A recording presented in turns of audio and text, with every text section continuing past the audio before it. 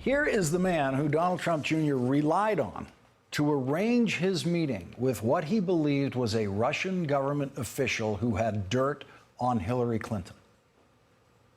I shall now act out an episode of Andy Pan. Where's Teddy? What happened to Teddy? You don't know Andy Pandy? Oh, shall we look? Let's do our march. Andy Pandy's coming to town. La la la la la la la. Andy Pandy's halfway down. La la la la la. What could possibly go wrong with dealing with people like that when arranging very important and possibly illegal meetings with Russians who want to help your presidential campaign? Joining us now, David Corn, the Washington bureau chief for Mother Jones and an MSNBC political analyst. Also joining us, Josh Barro, a senior editor for Business Insider and an MSNBC contributor. And David, I just want to go to you quickly here. Tell us who, that's Goldstone, the connection to the Russians. You wrote a piece about this today, outlining this cast of characters. Just run us through that as quickly as you can. I'll try. Goldstone is a talent manager, a Brit. A talent manager with no talent, as he just demonstrated on the deck of that ship. Yeah, okay. No comment on that. Right, okay, but go he ahead. manages Emin Agalarov, who is an Azerbaijani pop star, a pop singer, not such a star, very active in Russia. His father happens to be Aris Agalarov, who is a billionaire oligarch developer in Moscow, who's been awarded the Order of Honor by Putin for all the great construction work he's done in Russia. Agalarov, both of them partnered up with Donald Trump to bring Miss Universe to Moscow in 2013.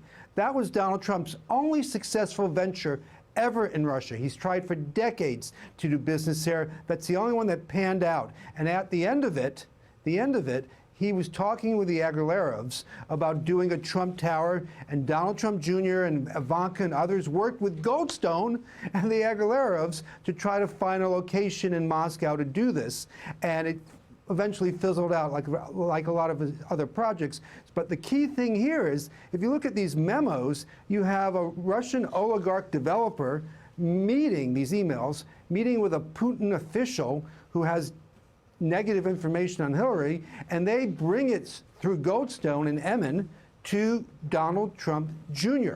This is a real conspiracy. It's not made up. Putin, the Putin regime, making a direct connection through Donald Trump's business partner to the Trump campaign. Very pure, very simple, very elegant. And then that brings in Paul Manafort and Jared Kushner, and they're all together. Putin's regime overlapping with Trump world. Let's listen to what Donald Trump Jr. said tonight about this meeting and watch how quickly he gets Jared Kushner out of the room. Let's listen to this. I'd never even heard of it before, that day. I think it became pretty apparent to, Jared and Paul, who I think Jared left after a few minutes. Paul got in his phone. She said that, yeah. Yeah, this is her account. I do remember that. Yeah, we were all there. I was basically sitting there listening as a courtesy to my acquaintance who had set up the meeting. Josh, Jared Kushner clearly in the deepest legal liability for this meeting, and that's the one who Donald Trump Jr. gets out of the room as quickly as he can. Yeah, I mean, it's such a weird story that they're like what they think is the innocent explanation here, which is that basically, and Sean Hannity read the email because it's a written email. He can't really dance around it. But the email says, that this is part of Russian efforts to support Mr. Trump, Russian government efforts. And it's like Jared received. Now, if you received an email that said that and you were unaware of Russian government efforts to support your campaign, wouldn't your first reaction be the what efforts? The right. What Russian efforts? Yeah. Instead, he just says, I'd love that, I love especially later in the summer. So it's clear he takes that in stride. He scheduled this meeting. He keeps claiming, that they took the meeting as a courtesy, and he's saying, nothing came of it. But I took the meeting as a courtesy to an acquaintance. Was Donald Trump Jr. really regularly pulling Jared Kushner and Paul Manafort, then the manager of the campaign? Was he regularly pulling them into meetings with unknown people as a courtesy to someone who he didn't even really know that well? And there's another other thing is here is I feel like people are sort of taking it as a given that this story about that nothing came out of this meeting is true. And I think that's possible. You know, Russian oligarchs want these sanctions repealed. They would ask for that even if they didn't have anything to offer in return. But the only people who are telling us that nothing came out of this meeting are the people who were in the meeting, who all have good reason to want us to think that nothing came out of the meeting. So I think we should consider the possibility that something did come out of the meeting. The latest breaking news tonight from the New York Times is that Donald Trump's lawyer and his colleagues, I'm reading now directly from the article, have complained that Mr. Kushner has been whispering in the president's ear about the Russia investigations and stories while keeping the lawyers out of the loop. According to another person familiar with the legal team, the president's lawyers view Mr. Kushner as an obstacle and freelancer, more concerned about protecting himself than his father-in-law. The person said, David Corn, I am not surprised. I'm not surprised by any of this. And the key question still seems to be the lying and the colluding. I mean, for how many months now have all the Trumps, including Donald Trump Jr., we don't hear from Jared, said that there was no collusion. We never met with Russian campaign officials. Now we know they did. And I got to say, you know, Trump's, you know, in the same report is mad at the lawyer. Ivanka and Jared are apparently mad at Reince Priebus. You know, that's not the issue. Reince Priebus and the lawyers are not the problem here. The problem are people close to Trump who took meetings like this and then have lied about their connections and continued with Donald Trump Sr. to dismiss all talk of Russian efforts to help the campaign as fake news and a hoax. We have a conspiracy. This may just be the only one. We didn't know about this a week ago. And so everyone who keeps saying, you know, there's nothing there, you know, Robert Mueller's still investigating. The House and Senate Intelligence committees are still investigating. And apparently, people within the Trump camp are still leaking information to kill each other.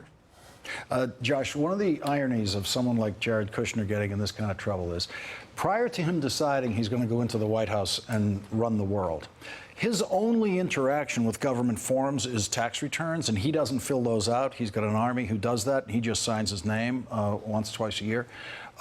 This form that he filled out under the pains and penalties of perjury, as they say in the government, is something he had no experience with. And if he had just stayed in New York, doing what he seemed to know how to do, he would not be in legal trouble tonight. I mean, the form says right at the top that you're swearing under penalty of perjury, that you have to disclose everything, and they tell you that in the process.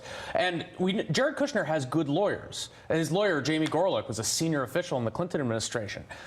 You would think that at the time that he was filling out that form, he had received decent legal advice about how to go through his security clearance process. Now, as to, you know, why leave your good life in New York, I think, you know, part of it is family and whatever, but part of it is, you know, the Kushner real estate empire was having some troubles, and particularly they have this one major investment, the 666 Fifth Avenue is a skyscraper just a few blocks from here, that when the Kushners bought it in 2007 was the most expensive building ever traded in the United States, at least, and it was the most expensive because they overpaid for it, and they've been struggling for years trying to recapitalize it and find financing. There's this story now about trying to get financing for it from Qatar.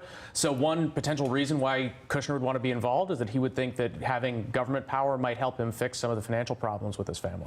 Well, he wasn't facing 5 years for overpaying for a building, and now he's facing 5 years tonight. Let's listen to what Donald Jr. said tonight about his decision to release the emails. I believe that's what we're going to hear. Did you hand over any and all documents? Well, I will. I've said it publicly. I said it yesterday. More than happy to cooperate with everyone. I just want the truth to get out there. I mean, that's part of why I released all the stuff today. I wanted to get it all out there. They're trying to drag out the story, in all fairness. You know, they have it. They want to drip a little bit today, drip a little bit then. So I was like, here it is. I'm more than happy to be transparent about it, and I'm more than happy to cooperate with everyone. So as far as you know, as far as this incident is concerned, this is all of it? This is everything. This is everything. David, your reaction to that? I would bet a fair bit of money, Lawrence, that this is not a truth that he wanted out.